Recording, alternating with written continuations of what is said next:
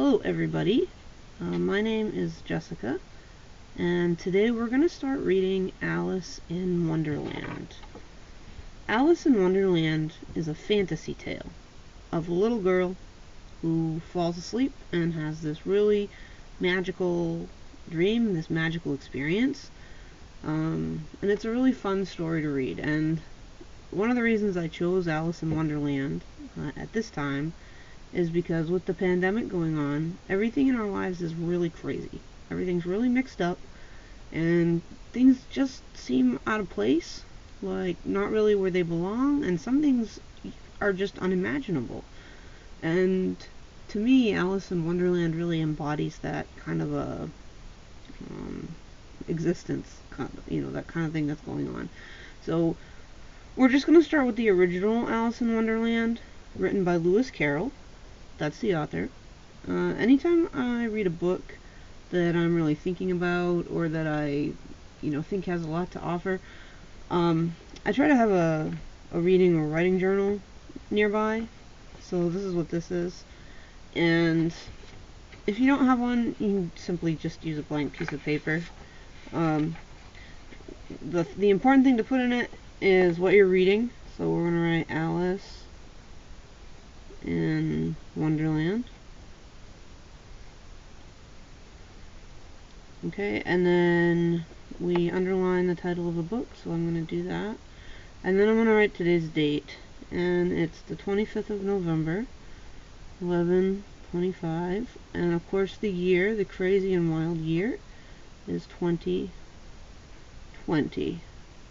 And then we're starting, I'm going to open up and show you. I did that also in my reading journal too, but I didn't put the date yet.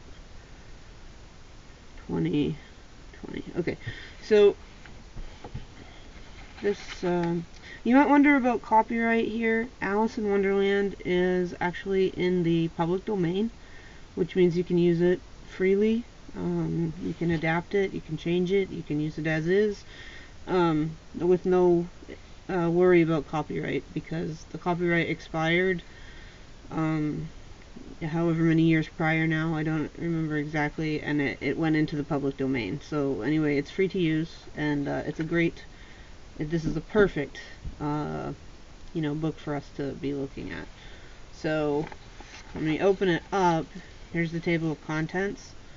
So the contents are great because they tell us what's happening in the book. It gives you an overview basically. And if you look, there's 12 basic chapters.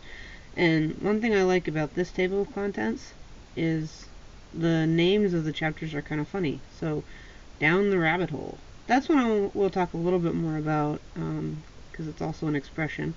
The Pool of Tears, the Caucus Race and a Long Tail, The Rabbit Sends in a Little Bill, Advice from a Caterpillar. I mean, that sounds ridiculous, but that's why you want to read it. It makes it kind of funny. Pig and Pepper, A Mad Tea Party, The Queen's Croquet Ground, The Mock Turtle's Story, The Lobster Quadrille, Who Stole the Tarts, and Alice's Evidence. You might wonder why I just read down through all of the table of contents, even though I'm only going to read one chapter at a time. The reason is because it helps me to think about what trajectory the story might take. How the story might go, what might be happening in the story. Even if I don't, remember it today, when I actually get to say who stole the tarts, I know in this story somewhere somebody's going to be stealing tarts, or somebody's going to think somebody's stealing tarts. So it just helps me think ahead a little bit. So that's the table of contents. And if there was something I didn't understand in here, I'd want to maybe try to find out a little bit about it. Alright, and then we're going to go ahead and move on to chapter 1.